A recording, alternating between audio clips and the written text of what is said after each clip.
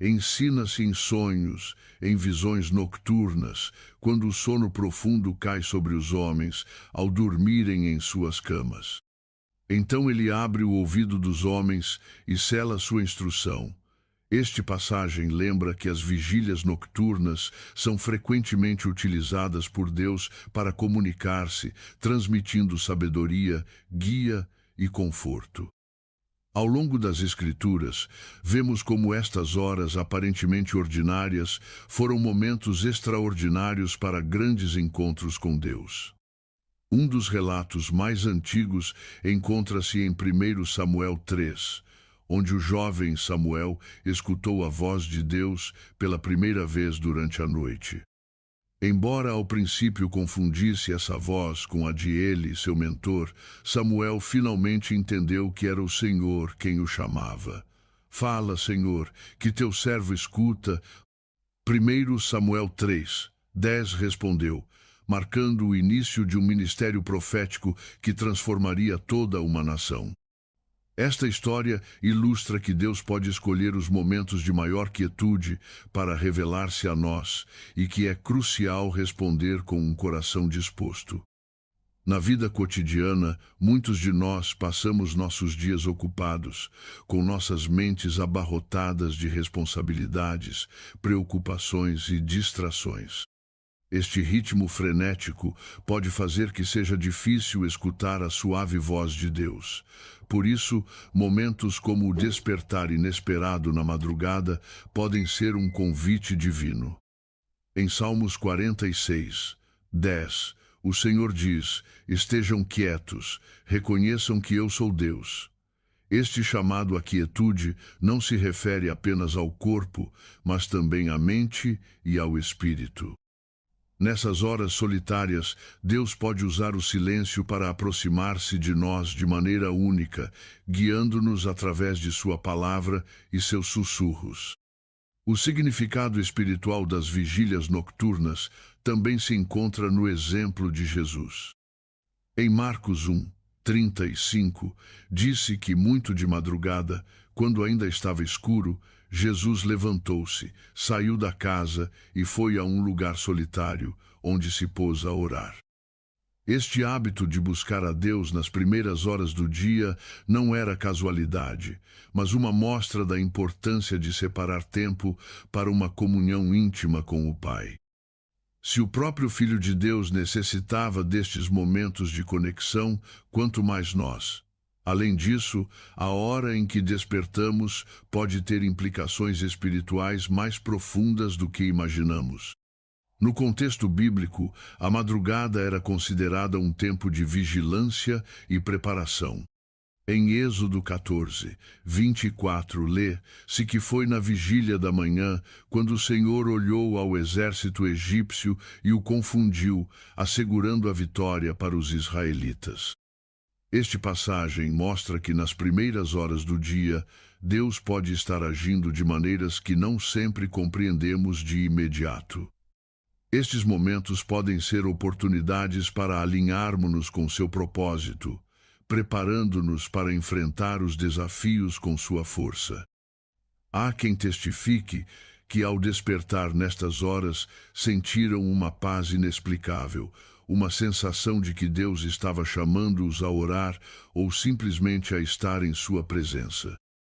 Em Filipenses 4:7, promete-se: e a paz de Deus, que supera todo entendimento, guardará seus corações e seus pensamentos em Cristo Jesus.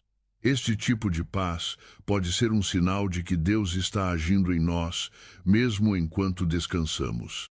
Quando respondemos a este chamado nocturno, estamos abrindo as portas a uma experiência mais profunda com Ele. No entanto, nem sempre é fácil interpretar o que acontece nestes momentos. Muitas vezes, o inimigo tentará semear dúvidas, medo ou confusão, aproveitando nossa vulnerabilidade ao despertar na escuridão.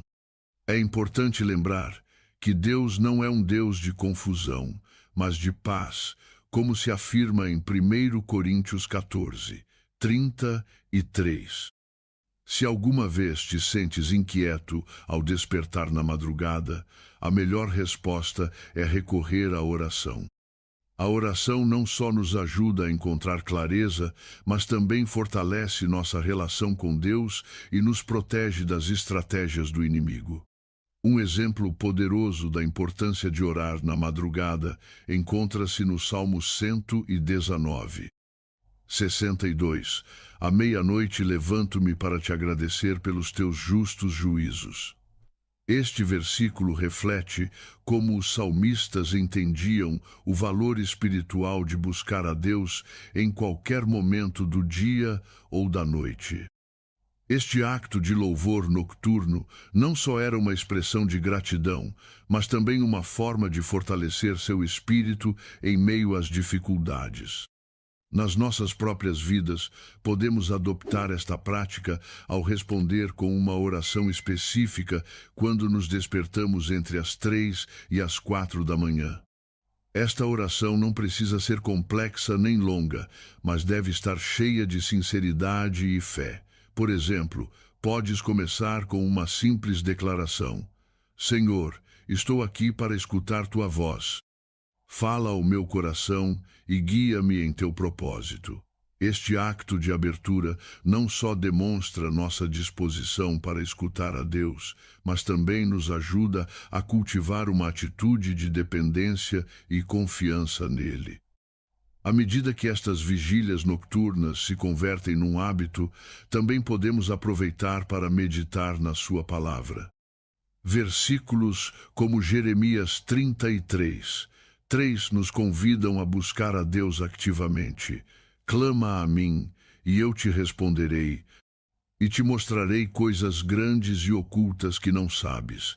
Este tempo pode ser uma oportunidade para pedir a Deus sabedoria, direção e força para as decisões e desafios que enfrentamos diariamente. Claro, não devemos esquecer que despertar na madrugada também pode ser um momento para interceder por outros. Em Ezequiel 22:30, Deus diz: Procurei entre eles um homem que levantasse um muro e se colocasse na brecha diante de mim em favor da terra, para que eu não a destruísse, mas não o encontrei. Este chamado a estar na brecha nos lembra que nossas orações podem marcar a diferença não só nas nossas vidas, mas também nas vidas daqueles que nos rodeiam. Mesmo nos momentos em que não compreendemos por que despertamos, podemos estar seguros de que Deus tem um propósito para isso. Isaías 55:8-9 nos assegura: Porque os meus pensamentos não são os vossos pensamentos, nem os vossos caminhos são os meus caminhos, diz o Senhor. Como são mais altos os céus do que a terra, assim são os meus caminhos mais altos do que os vossos caminhos, e os meus pensamentos mais altos do que os vossos pensamentos. Esta verdade nos convida a confiar em que Deus está agindo mesmo quando não entendemos completamente o seu plano. A próxima vez que despertares entre as 3 e as 4 da manhã, lembra-te de que não estás só nesses momentos. Deus pode estar estendendo uma invitação divina para te aproximar dele. Aproveita este tempo para orar, meditar na sua palavra e buscar a sua guia. Não importa o que enfrentes na tua vida, podes estar seguro de que Deus está contigo, falando-te nas vigílias da noite, revelando o seu propósito e enchendo-te da sua paz. A madrugada tem um simbolismo poderoso na Bíblia, representando não só um tempo de quietude, mas também um limiar entre o que foi e o que está por vir. Nestes momentos, quando te despertas entre as 3 e as 4 da manhã, não é raro que o teu coração esteja carregado com perguntas, anseios ou até preocupações. No entanto, o que muitas vezes percebemos como interrupções podem ser, na realidade, toques divinos. Deus atua nos momentos mais inesperados, e quando somos sensíveis ao seu chamado, experimentamos uma paz e claridade que superam todo o entendimento. Jesus mesmo disse: Vinde a mim, todos os que estáis cansados e oprimidos, e eu vos aliviarei. Mateus 11, 28. Este descanso não é só físico, mas espiritual, um refúgio na sua presença que transforma as nossas cargas em oportunidades de graça. Consideremos o relato de Paulo e Silas em Atos 16, 25, que estavam encarcerados, acorrentados pela sua fidelidade ao Evangelho, mas em vez de desesperar, escolheram orar e cantar hinos a Deus à meia-noite. O que se seguiu foi um terremoto que abriu as portas da prisão e soltou as suas correntes, uma demonstração de como a madrugada tem o poder de libertar tanto fisicamente como espiritualmente. Este evento ensina-nos que quando dedicamos estas horas a Deus, não importa quão escuro ou incerto pareça o nosso entorno, Ele pode intervir de maneiras milagrosas. Despertar a estas horas não significa sempre que entendemos imediatamente o que Deus quer dizer-nos. Às vezes, trata-se simplesmente de estar disponível. Em 1 Reis 19, 11, quando o profeta Elias buscava a voz de Deus, não a encontrou no vento, nem no terremoto, nem no fogo, mas num sussurro suave. Este exemplo sublinha a importância de permanecer quietos e atentos na madrugada, escutando esse sussurro que pode guiar-nos, consolar-nos ou revelar-nos o seu plano. As respostas não sempre chegam como um trovão, mas a disposição para escutar é, em si mesma, um acto de fé que Deus honra. Nas nossas próprias vidas, pode haver momentos em que sentimos uma carga inexplicável ao despertar. Talvez um rosto ou um nome cruze a nossa mente, ou um problema que parece não ter solução surja com força. Estes impulsos não devem ser ignorados, mas levados à oração. Em Filipenses 4, 6, 7, Paulo nos exorta: não estejais inquietos por coisa alguma. Antes, as vossas petições sejam conhecidas diante de Deus em toda a oração e súplica, com ação de graças.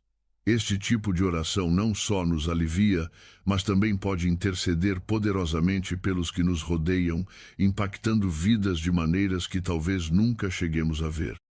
A madrugada também é um tempo propício para arrepender-nos e realinhar-nos com Deus. No Salmo 51, 10, David clama: cria em mim, ó Deus, um coração puro, e renova dentro de mim um espírito inquebrantável. Este tipo de oração é uma invitação para que Deus examine o nosso interior e purifique tudo aquilo que não esteja alinhado com a sua vontade. As horas da madrugada, quando as ações são mínimas, brindam-nos um espaço único para examinar as nossas vidas à luz da sua palavra e pedir-lhe que renove o nosso espírito, preparando-nos para enfrentar o dia com um coração restaurado. Há um mistério especial na madrugada que conecta o natural com o espiritual. Nos evangelhos, encontramos que Jesus ressuscitou muito cedo na manhã do terceiro dia, trazendo nova vida e esperança a toda a humanidade. Este detalhe não é um acidente. Assim como a ressurreição ocorreu na madrugada, as nossas próprias vidas podem experimentar renovação quando respondemos ao chamado de Deus nestas horas. Em Romanos 6, 4, disse: portanto, fomos sepultados com ele na morte pelo batismo, para que, assim como Cristo foi ressuscitado dentre os mortos pela glória do Pai, também nós andemos em novidade de vida. Cada vez que oramos na madrugada, estamos declarando que cremos nessa mesma capacidade de Deus para renovar e transformar o que parece perdido. A importância das vigílias nocturnas também se reflete nos exemplos de intercessão que encontramos nas Escrituras. Moisés, por exemplo, intercedeu por Israel em várias ocasiões, clamando a Deus em momentos de crise. Embora não se nos especifique a hora exata das suas orações, O seu exemplo ressalta o poder de interceder pelos demais com um coração rendido. Em Êxodo 32, 11, vemos como Moisés apela ao caráter e às promessas de Deus para salvar o seu povo. Este tipo de oração fervente não só reflete a nossa confiança em Deus, mas também a nossa disposição para ser usados como instrumentos no seu plano. Em tempos de incerteza, orar durante a madrugada também nos prepara para enfrentar o dia com valentia. Josué 1, 9 nos recorda: olha que te mando que te esforces e sejas valente. Não temas nem desmais, porque o Senhor, teu Deus, estará contigo onde quer que vás. Este versículo é um lembrete de que, embora o caminho possa parecer difícil, Deus está sempre presente, guiando-nos e fortalecendo-nos. Quando começamos as nossas jornadas com uma atitude de oração e dependência, vemos como a sua mão atua, mesmo nos detalhes mais pequenos. Ao refletir sobre estes momentos, é importante lembrar que não estamos chamados à perfeição, mas à fidelidade. Mesmo quando não sabemos o que dizer nas nossas orações, o Espírito Santo intercede por nós. Em Romanos 8, 26, assegura-se-nos: da mesma maneira, o Espírito nos ajuda na nossa fraqueza, pois não sabemos orar como convém, mas o próprio Espírito intercede por nós com gemidos que não podem ser expressos em palavras. Esta verdade liberta-nos da pressão de encontrar sempre as palavras adequadas e convida-nos a simplesmente apresentarmos-nos diante de Deus com um coração aberto. O acto de orar na madrugada não só fortalece a nossa relação com Deus, mas também nos ajuda a discernir a sua vontade. Em Provérbios 3, 5, 6, disse: confia no Senhor de todo o teu coração e não te apoies no teu próprio entendimento. Reconhece-o em todos os teus caminhos e ele endireitará as tuas veredas. Estas palavras lembram-nos que, ao buscar a Deus nas primeiras horas do dia, estamos estabelecendo um fundamento sólido para tudo o que enfrentemos. Não devemos subestimar o impacto que estas orações têm no mundo espiritual. Efésios 6, 12 ensina-nos: porque a nossa luta não é contra seres humanos, mas contra os poderes, contra as autoridades, contra os dominadores deste mundo de trevas, contra as forças espirituais malignas nas regiões celestiais. As vigílias nocturnas são uma oportunidade para nos equiparmos com a armadura de Deus, fortalecendo a nossa fé e declarando a sua vitória sobre as trevas. Quando respondemos ao seu chamado na madrugada, não só estamos cultivando a nossa relação com Ele, mas também participando ativamente na batalha espiritual que se trava ao nosso redor. Estes despertares, longe de serem interrupções sem sentido, são lembretes de que Deus está presente, chamando-nos a confiar, a orar e a depender dele em todo o momento. Na madrugada, quando tudo parece estar em silêncio, a sua voz torna-se mais clara, a sua paz mais tangível e o seu propósito mais evidente. Que cada despertar seja uma oportunidade para experimentar a profundidade do seu amor e a amplitude do seu poder nas nossas vidas. A profundidade espiritual de um despertar entre as 3 e as 4 da manhã não deve ser tomada de ânimo leve. Este momento, carregado de quietude e mistério, é uma invitação divina para entrar num diálogo íntimo com Deus. No silêncio da madrugada, as nossas almas parecem mais receptivas, como se o ruído do mundo exterior se desvanecesse para dar lugar à voz do Criador. Em Salmos 42, 8, encontramos uma promessa que ressoa profundamente. De dia, o Senhor ordena a sua misericórdia, e de noite o seu cântico está comigo, uma oração ao Deus da minha vida. Este versículo lembra-nos que, mesmo nas horas mais escuras, a presença de Deus permanece fiel, guiando-nos e consolando-nos.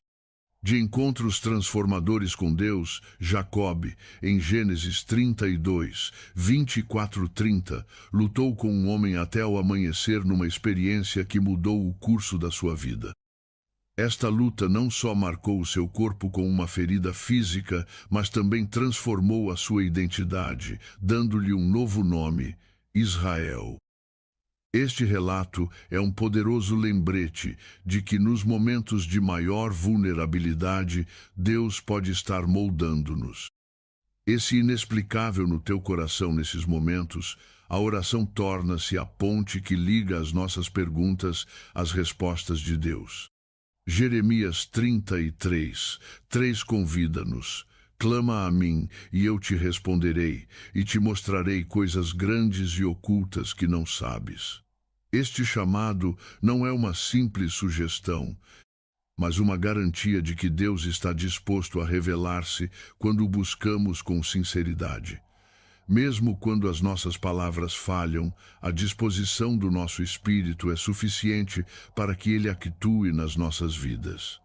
A madrugada também tem um propósito restaurador. Jesus ensinou que a oração é o meio pelo qual as nossas almas encontram descanso e força. Em Marcos 14, 37 e 38, durante a sua agonia no jardim de Getsêmani, disse aos seus discípulos: vigiai e orai para que não entreis em tentação. O espírito está pronto, mas a carne é fraca. Estas palavras sublinham a importância de nos mantermos vigilantes na oração, especialmente em momentos de debilidade ou confusão. A madrugada proporciona-nos um espaço único para render as nossas preocupações, debilidades e medos a Deus, permitindo que a sua paz e direção substituam as nossas ansiedades. Na vida moderna, com tantas distrações e responsabilidades, muitas vezes lutamos para encontrar tempo para a reflexão espiritual. Por isso, o facto de despertar na madrugada pode ser visto como uma bênção disfarçada. Nesse tempo roubado ao sono, temos uma oportunidade rara de priorizar a nossa relação com Deus. O Salmo 63, 6 diz: no meu leito, lembro-me de ti. Medito sobre ti nas vigílias da noite. Este versículo destaca a riqueza de converter esses momentos inesperados em oportunidades para nos focarmos no seu amor e fidelidade. Há quem tenha testemunhado que estes despertares foram o prelúdio de decisões importantes ou mudanças significativas nas suas vidas. Uma mulher partilhou como, durante semanas, acordou todas as madrugadas com um pensamento recorrente sobre reconciliar-se com um ente querido com quem tinha perdido contato. Embora inicialmente o ignorasse, finalmente decidiu orar por essa relação durante esses momentos nocturnos. Pouco depois, recebeu uma chamada inesperada que lhe permitiu restaurar esse vínculo. Histórias como esta mostram que a oração na madrugada não só tem o poder de transformar os nossos corações, mas também de abrir caminhos para a obra de Deus nas nossas vidas e nas dos outros. O acto de orar durante estas horas também tem um componente de intercessão. Nos relatos bíblicos, encontramos grandes homens e mulheres de fé clamando a Deus não só pelas suas necessidades, mas também pelas do seu povo. Em Êxodo 17, 11 e 13, enquanto Josué liderava o povo de Israel em batalha, Moisés levantava as mãos em oração desde uma colina próxima. Quando os seus braços se cansavam e baixavam, o inimigo ganhava vantagem, mas quando os levantava, Israel prevalecia. Esta imagem poderosa de intercessão lembra-nos que as nossas orações têm um impacto tangível, mesmo em batalhas que não vemos com os nossos olhos físicos. As horas da madrugada podem ser um tempo para interceder pelos que amamos, pelas nossas comunidades e pelo mundo inteiro. Às vezes, despertar na madrugada vem acompanhado de um espírito de agradecimento. Embora possa parecer contraditório no meio do cansaço, dar graças a Deus nesses momentos é uma forma de reconhecer a sua soberania e bondade. Salmos 92, 1, 2 expressa esta atitude com palavras simples, mas profundas.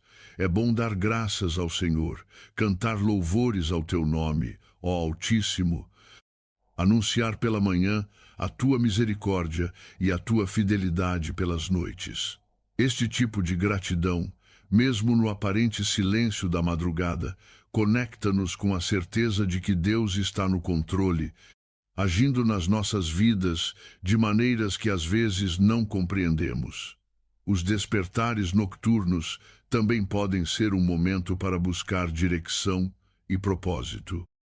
Em Provérbios 16, 9, lê-se: o coração do homem planeia o seu caminho, mas o Senhor lhe dirige os passos. Esta verdade lembra-nos que, embora possamos planear as nossas vidas, é Deus quem nos guia para a sua vontade. Na madrugada, quando as nossas mentes estão menos carregadas com as distrações do dia, podemos escutar a sua direção com maior clareza. Muitas decisões cruciais podem nascer de uma oração simples e honesta feita no silêncio da noite. Por último, não devemos esquecer que estes momentos também são oportunidades para receber consolo e ânimo. Em Isaías 41, 10, Deus diz-nos: não temas, porque eu estou contigo. Não te assombres, porque eu sou o teu Deus. Fortalecer-te-ei e ajudar-te-ei. Sustentar-te-ei com a minha destra vitoriosa. Este versículo encapsula a promessa da sua presença constante, especialmente nos momentos em que mais a necessitamos. Despertar na madrugada pode ser uma invitação para experimentar o seu consolo de uma maneira que dificilmente poderíamos no meio do agétrio do dia. No grande desenho de Deus não há coincidências. Se encontras que os teus olhos se abrem na madrugada, considera que pode ser um momento divinamente orquestrado para te aproximar mais dele. Estes despertares não são interrupções, mas invitações a um encontro mais profundo com o Criador, que está sempre disposto a escutar-te, guiar-te e revelar-te o seu propósito eterno. A madrugada é um tempo que Deus pode usar de maneira poderosa para transformar as nossas vidas. Quando despertas entre as 3 e as 4 da manhã, pode parecer um momento aleatório, mas na realidade espiritual, poucas coisas acontecem sem propósito. A Bíblia mostra-nos repetidamente que Deus atua na quietude, nas horas de maior escuridão, para preparar o que virá com a luz do dia. Em Salmos 136, o salmista declara: a minha alma espera pelo Senhor mais do que os vigias esperam pela manhã, sim, mais do que os vigias esperam pela manhã.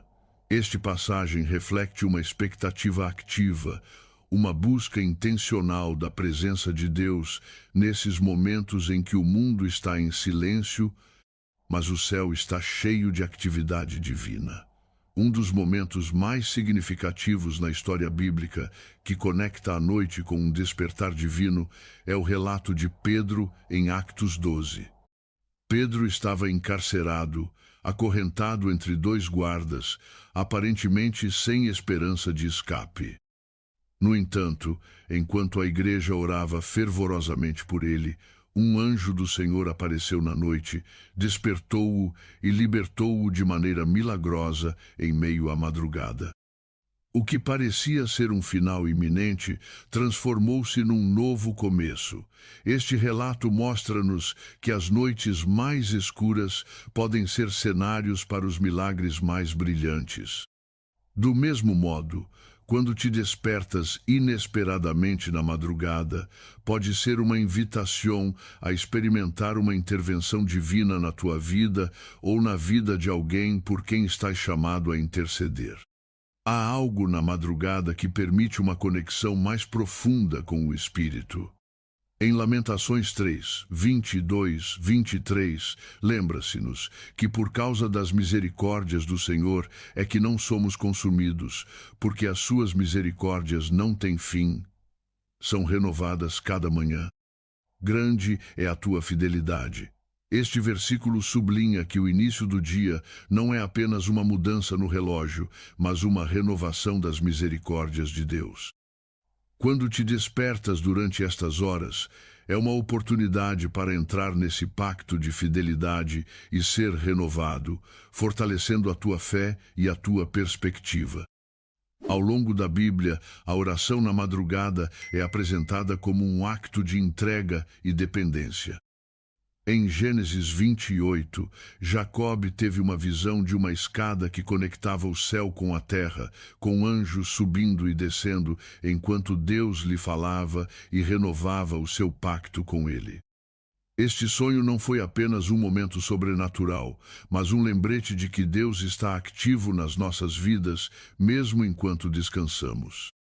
Quando despertas entre as 3 e as 4 da manhã, é como se essa escada espiritual estivesse presente, oferecendo-te acesso direto ao céu para escutar a Deus e apresentar as tuas cargas e louvores.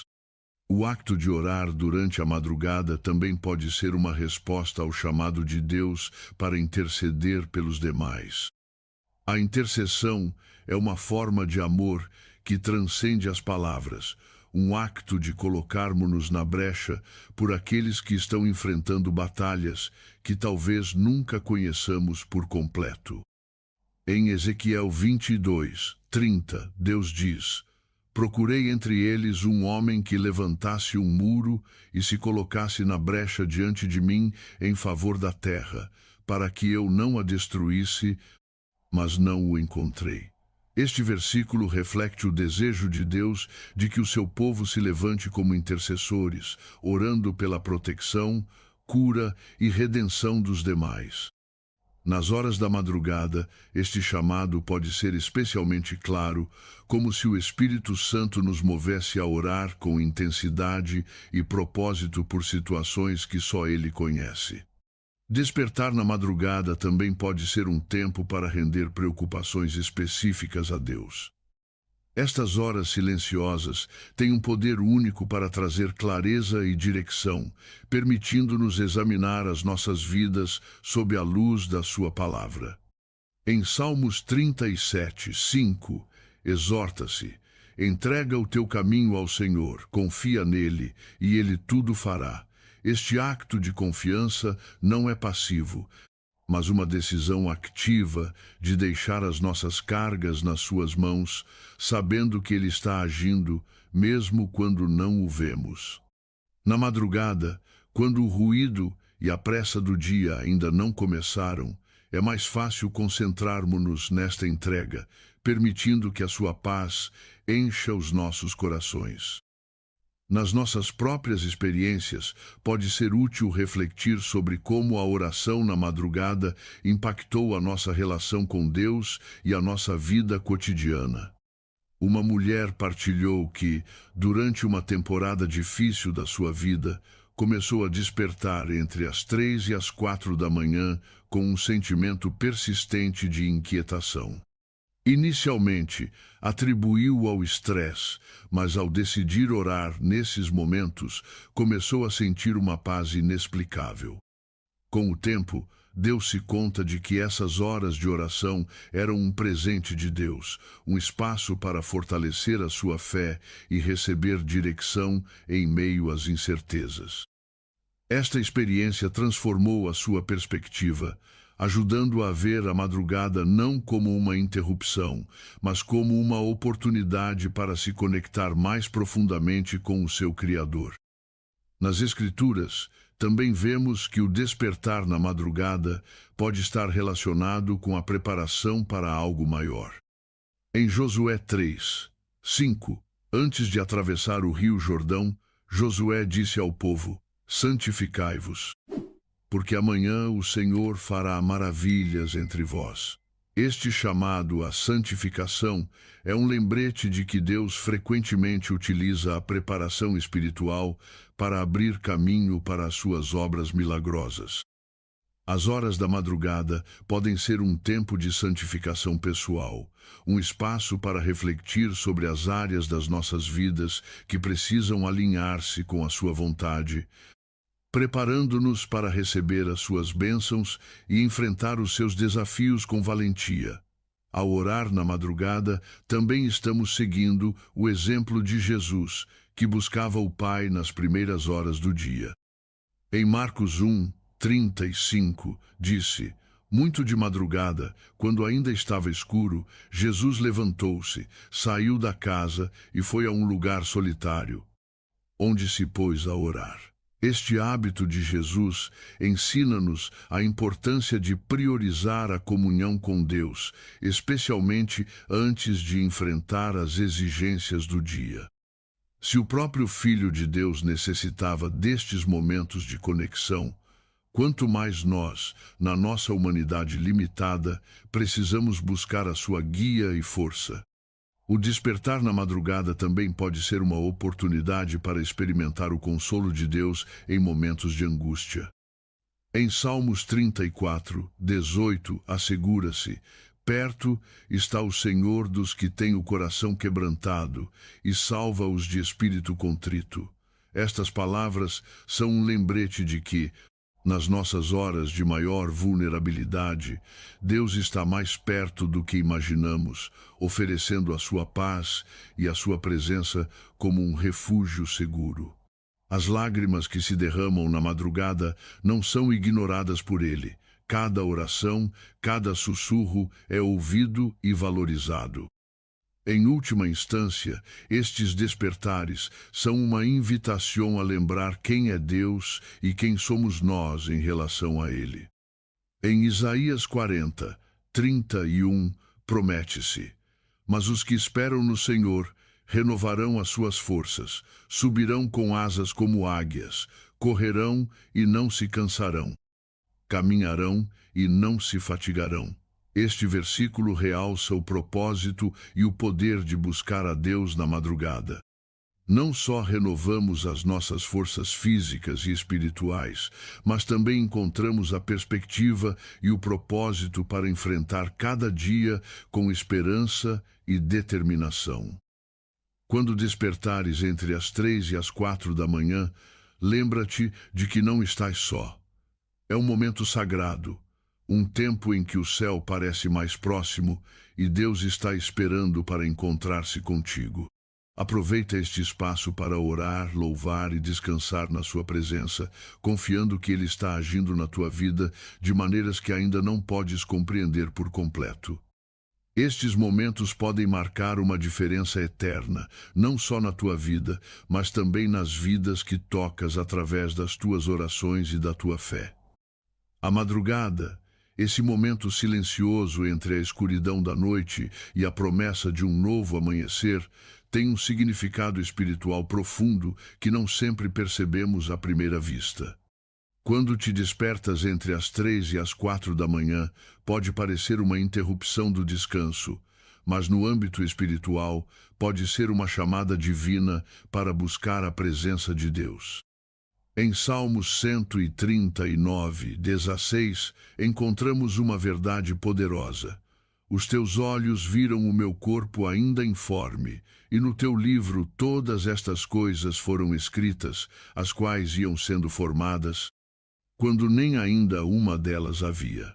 Este versículo não só fala da nossa criação, mas de como Deus orquestra cada momento da nossa vida, mesmo os despertares aparentemente aleatórios na madrugada. Na Bíblia, os momentos de vigília são frequentemente prelúdios de encontros transcendentais com Deus. Pensemos em Gideão, que durante a noite recebeu instruções do Senhor para derrubar os altares de Baal e restaurar a adoração verdadeira em Israel. Embora cheio de temor, obedeceu, e essa ação na quietude da noite marcou o início de uma grande vitória para o seu povo. Assim também, Quando despertas na madrugada, pode ser um momento em que Deus deseja equipar-te com valentia para enfrentar desafios ou empreender ações que têm um impacto eterno. O seu sussurro nesses instantes pode ser uma invitação a confiar mais profundamente no seu poder e propósito. Despertar a essa hora pode trazer consigo uma paz inexplicável ou mesmo uma inquietação que não parece ter uma causa específica. Ambas as sensações são uma invitação à oração. Em Filipenses 4, 6, 7, anima-nos a apresentar as nossas petições diante de Deus com ação de graças, assegurando-nos que a paz de Deus, que supera todo o entendimento, guardará os nossos corações e as nossas mentes em Cristo Jesus. Este tipo de oração, realizada na madrugada, pode desanuviar a mente e o coração, abrindo um caminho para receber clareza divina e direção espiritual. Mesmo que não saibamos exatamente o que orar, o Espírito Santo intercede por nós com gemidos que não podem ser expressos em palavras, como se descreve em Romanos 8, 26. Estes momentos também podem ser uma oportunidade para alinhar os nossos corações com o propósito de Deus. Em Salmos 51, 10, David clamou: Cria em mim, ó Deus, um coração puro e renova dentro de mim um espírito inquebrantável. A madrugada é um tempo ideal para este tipo de oração, um tempo em que podemos render tudo o que nos pesa, permitindo que Deus limpe o nosso interior e nos prepare para as oportunidades que traz o dia. É nesta entrega que encontramos força, não nas nossas próprias habilidades, mas no poder do seu Espírito que obra através da nossa disposição. Há ocasiões em que despertamos com um nome ou um rosto na nossa mente, uma carga que parece surgir do nada. Este pode ser um chamado a interceder. Em Gênesis 18, Abraão intercedeu por Sodoma e Gomorra numa conversa íntima com Deus. A sua disposição para interceder não só foi um acto de fé, mas também uma demonstração de amor pelas pessoas que ainda não conheciam a graça de Deus. Na madrugada, os nossos corações podem ser sensíveis a este tipo de chamados, e as nossas orações podem chegar a ser instrumentos de transformação para situações que nunca imaginamos. Os despertares nocturnos também nos lembram que a nossa relação com Deus é ativa e constante, não limitada por horários ou rituais. Em Marcos 14, 38, Jesus instruiu os seus discípulos: Vigiai e orai, para que não entreis em tentação. O espírito está pronto, mas a carne é fraca. Estas palavras não só se aplicavam aos momentos antes da sua crucificação, mas são um aviso eterno para todos os que procuram seguir-lhe. A oração na madrugada pode ser uma ferramenta para fortalecer o nosso espírito e resistir às tentações que enfrentaremos ao longo do dia. Na vida cotidiana, estes momentos podem ser uma resposta a uma pergunta ou uma preocupação persistente. Uma mulher testemunhou que depois de meses de incerteza sobre uma mudança na sua carreira, começou a despertar todas as madrugadas com uma sensação de urgência para orar.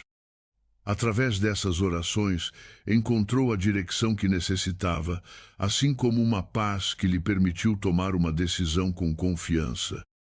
Estes despertares não eram casualidade, mas um meio. Não se ilude com gestos exteriores. Ele não se deixa enganar por rótulos religiosos, cargos eclesiásticos ou linguagem de crente. Ele sonda o coração, e o coração que se mostra nas atitudes dentro do lar é o que revela quem verdadeiramente somos. Jesus disse com firmeza em Mateus 23, 27 e 28: Ai de vós, escribas e fariseus, hipócritas, pois que sois semelhantes aos sepulcros caiados, que por fora realmente parecem formosos, mas por dentro estão cheios de ossos de mortos e de toda imundícia.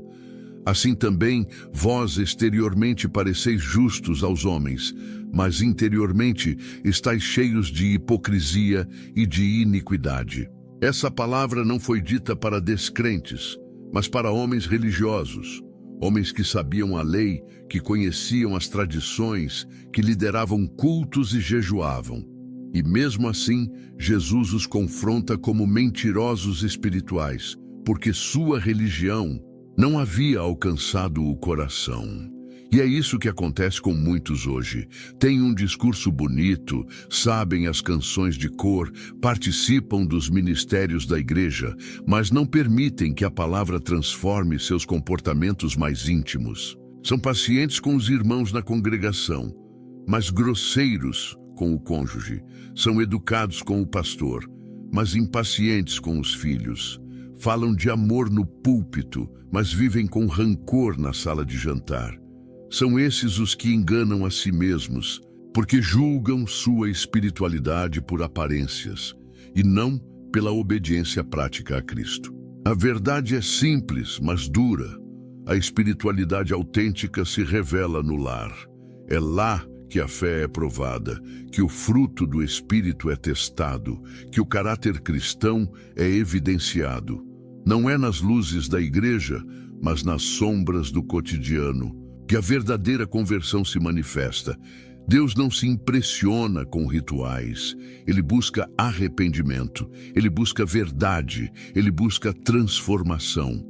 Quantas vezes a própria casa se torna o lugar onde o nome de Deus é desonrado? Quantas vezes o nome de Cristo é falado na igreja e negado na cozinha? Um pai que ora em público, mas grita com os filhos. Uma mulher que canta no coral, mas guarda mágoas profundas contra o marido. Um jovem que se mostra piedoso, mas vive em desobediência quando está longe do olhar pastoral. Isso não é fé, isso é engano. E o engano é terreno fértil para a destruição espiritual. Muitos confundem frequência com fidelidade. Pensam que estão em comunhão com Deus porque não faltam aos cultos. Mas se as paredes do lar pudessem falar, quantos testemunhos condenadores surgiriam?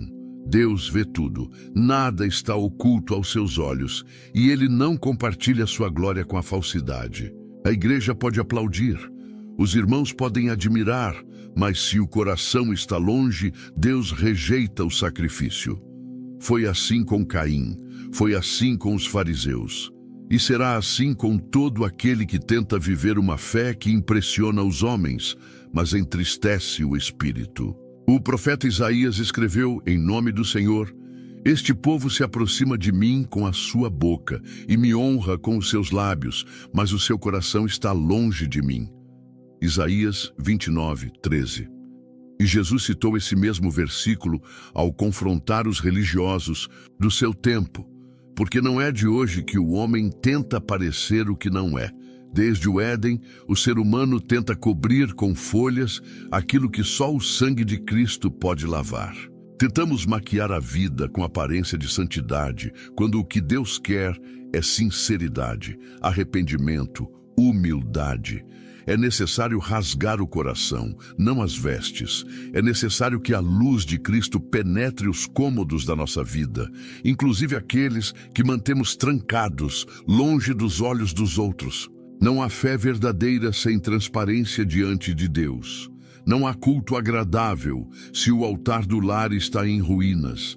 Não há adoração que suba ao céu se o coração está afundado na mentira. Quando o Senhor olha para um homem ou uma mulher, Ele não vê os títulos eclesiásticos, não vê o tempo de membresia, não vê a eloquência do discurso. Ele vê o quanto essa pessoa ama, perdoa, honra, serve, se arrepende, se submete. Ele vê o que acontece na segunda-feira, na madrugada, no silêncio, no convívio com aqueles que nos conhecem de verdade. Porque é aí que a fé é revelada. A Bíblia não foi escrita apenas para ser pregada no púlpito. Ela foi dada para ser vivida no cotidiano. Os mandamentos de Cristo são práticos, transformadores, exigentes. Ele nos chamou para sermos sal e luz. E sal não serve se não tempera. Luz não cumpre seu propósito se não brilha onde há trevas. A igreja é importante. O culto congregacional é precioso. Mas não pode haver separação entre o que somos no templo e o que somos no lar. O Espírito Santo não habita em discursos vazios. Ele habita em corações quebrantados. E há muitos que oram pedindo avivamento, mas não estão dispostos a mudar seus hábitos secretos. Pedem mais unção, mas continuam alimentando rancores e impurezas. Querem ser usados por Deus, mas não querem ser moldados por Ele. Querem as promessas, mas rejeitam a disciplina. Querem os milagres, mas resistem à transformação. Não se engane, Deus não pode ser zombado. O que o homem semeia, isso também colherá. Se semeamos fingimento, colheremos esterilidade espiritual. Se semeamos hipocrisia, colheremos juízo. Mas se semeamos arrependimento sincero, se nos humilhamos, se buscamos a santidade no secreto, então colheremos graça, presença e transformação. O Senhor está à porta, não da igreja, mas da sua casa. Ele bate e espera ser convidado para entrar. Mas ele não entra onde há mentira, onde há falsidade, onde há religiosidade sem arrependimento. Ele entra onde há fome pela verdade, sede de justiça, desejo de mudança. A casa onde Jesus é bem-vindo não é a mais arrumada, é a mais sincera. Não é a mais decorada, é a mais rendida. Que ele encontre lugar, não apenas em nossos cânticos, mas em nossas atitudes mais íntimas. Porque a igreja que agrada a Deus começa dentro de casa. Primeira coisa, falta de perdão dentro de casa.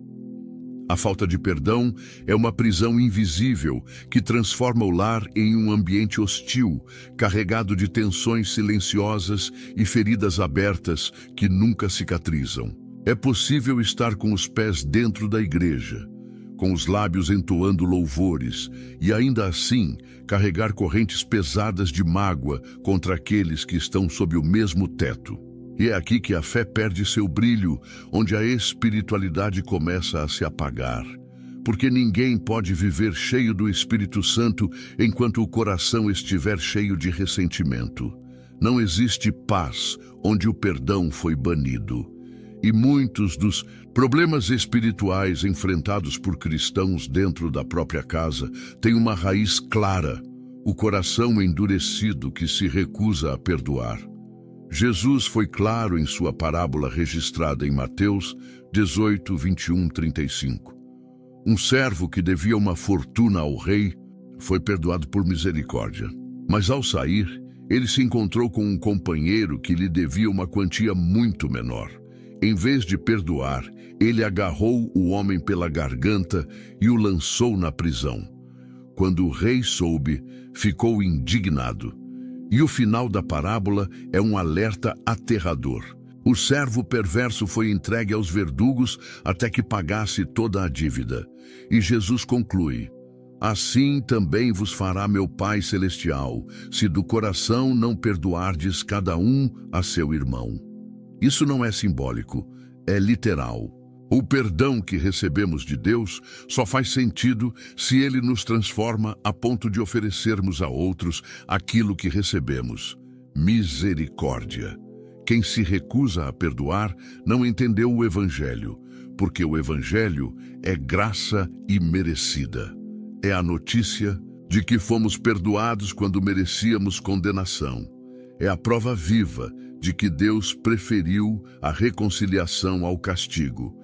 Como, então, ousamos reter perdão daqueles que falharam conosco? Como podemos orar, perdoa-nos assim como nós perdoamos, e, ao mesmo tempo, alimentar ressentimentos silenciosos em nossos corações?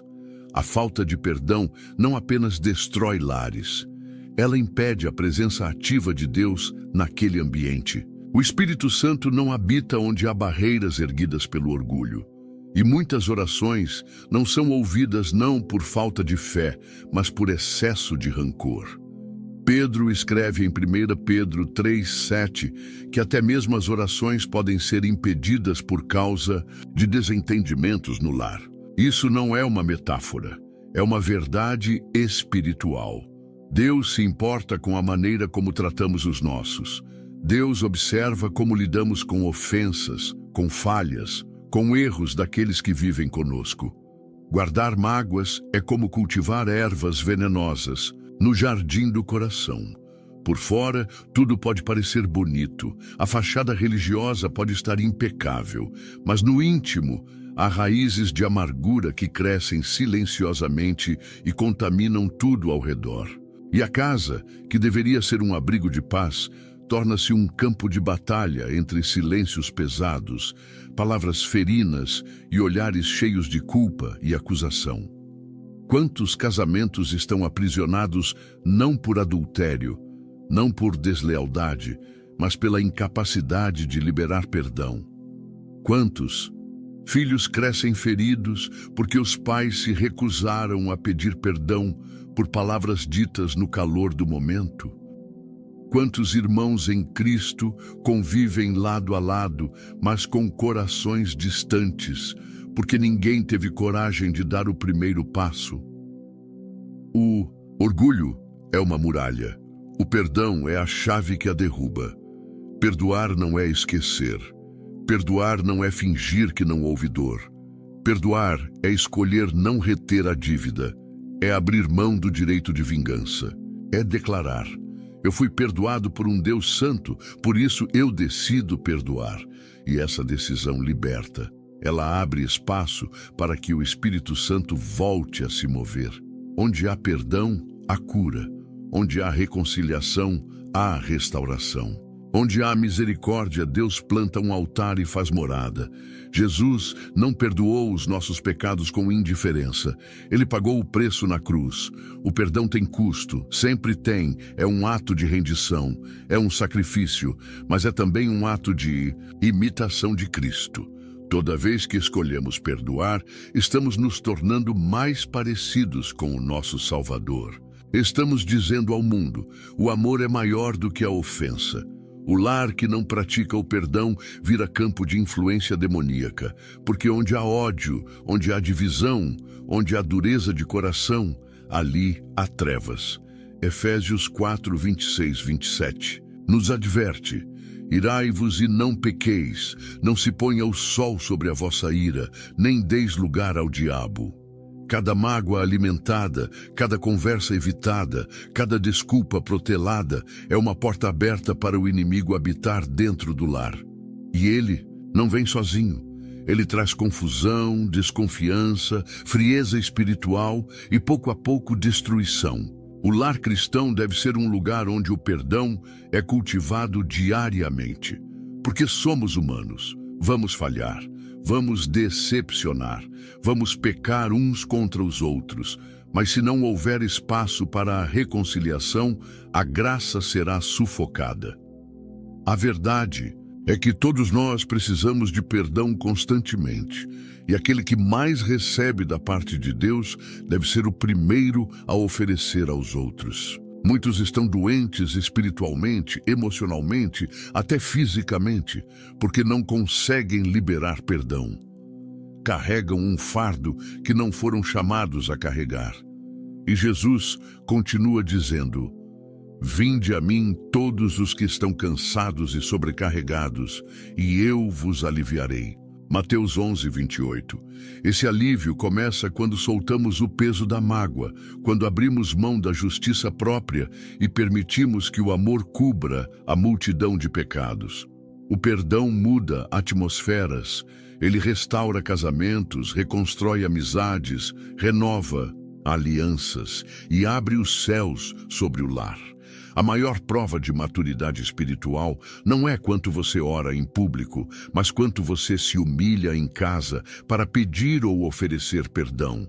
Deus honra o quebrantado. Deus exalta o que se humilha. Deus responde àquele que se reconcilia. Se há alguém que você precisa perdoar, faça isso hoje. Não espere mais um culto. Não espere mais uma briga. Não espere que o outro dê o primeiro passo. Tome a iniciativa, porque você conhece a cruz, você conhece o sangue, você sabe o que custou o seu perdão. Então, não retenha aquilo que o céu já liberou sobre sua vida. Abra a porta da sua casa para que o perdão entre. E quando o perdão entrar, o próprio Cristo se assentará à mesa. E se você precisa ser perdoado, tenha coragem de reconhecer. As palavras "me perdoa" são pequenas, mas abrem caminhos para milagres. Elas quebram muros que anos de silêncio não conseguem derrubar. Elas trazem cura onde só havia ferida. Não tenha vergonha de se humilhar. Tenha medo de endurecer. Porque um coração endurecido é o solo onde o diabo semeia destruição. Mas um coração quebrantado é o lugar onde Deus derrama sua graça abundante. A casa onde se perdoa é a casa onde Deus habita. Porque ali o amor venceu, e onde o amor vence, o céu se manifesta. Segunda coisa, língua ferina e palavras que matam. Há lares que não precisam de gritos para estarem em guerra. Basta uma palavra mal colocada, uma frase dita com veneno, um silêncio carregado de desprezo. A língua tem poder.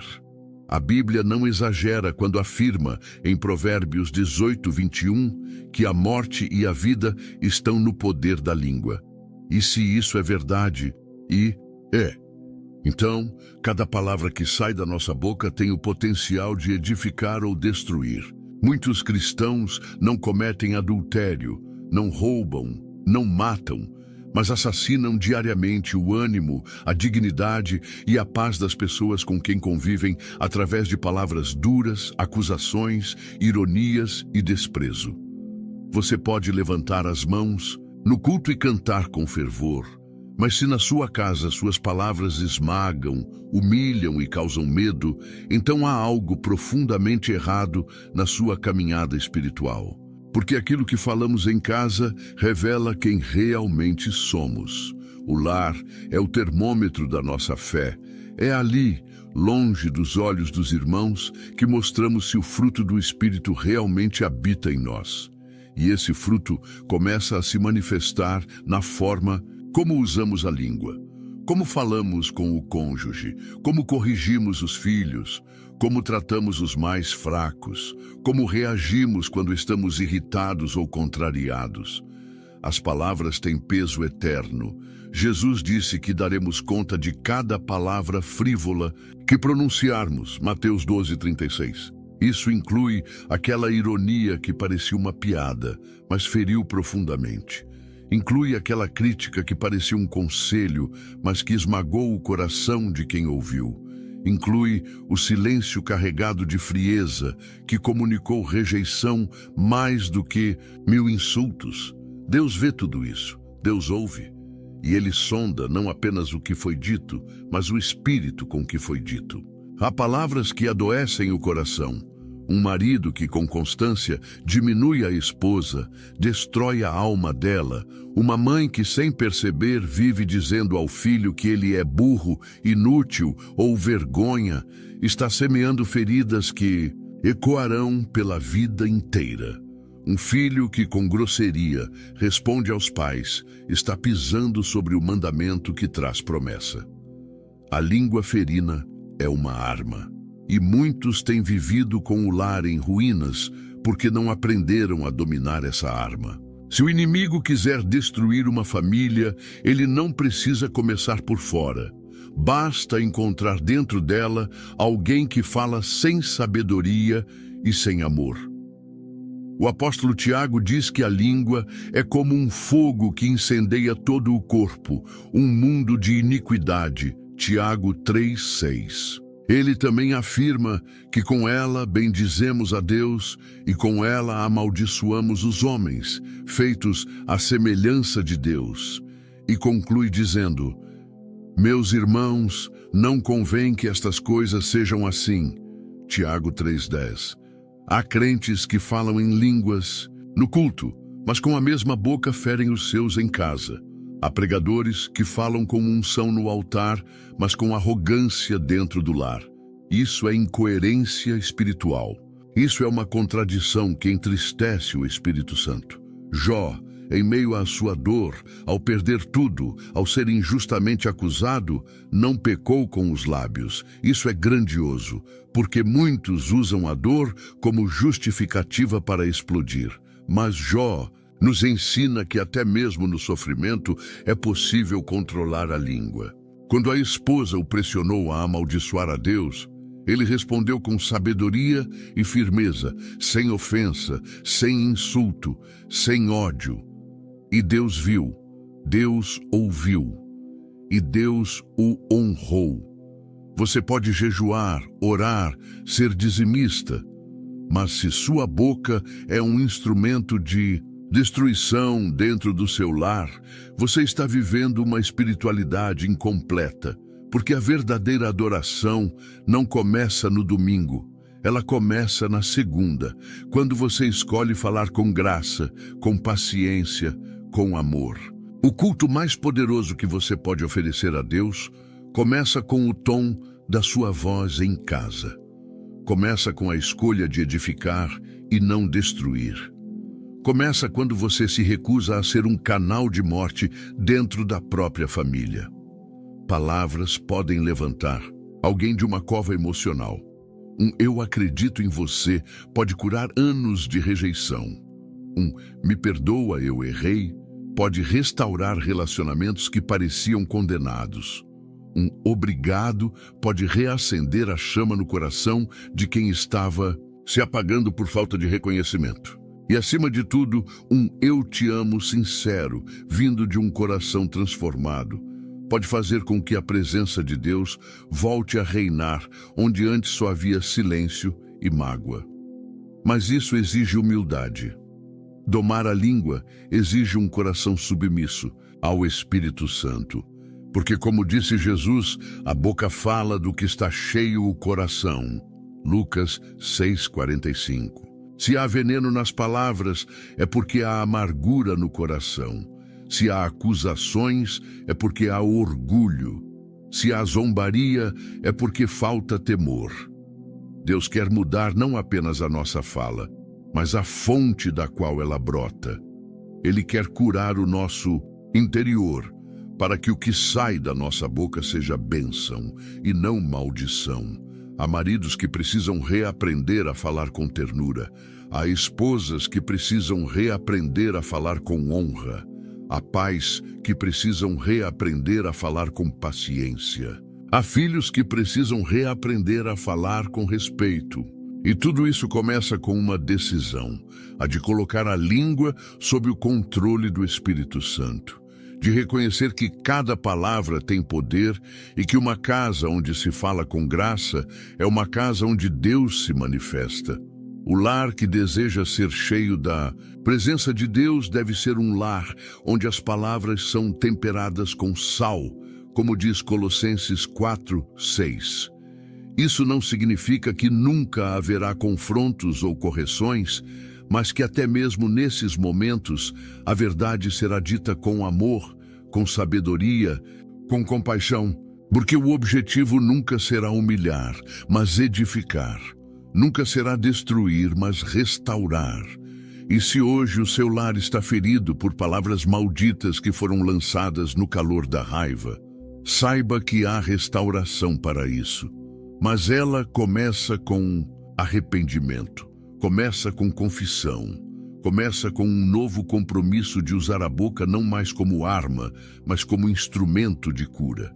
Há poder no pedido de perdão, há poder no silêncio oportuno, há poder no elogio sincero, há poder no encorajamento e, acima de tudo, há poder na palavra de Deus sendo proferida dentro do lar, como fonte de verdade, consolo e direção. Que nossas palavras não sejam como dardos envenenados, mas como bálsamo que cura.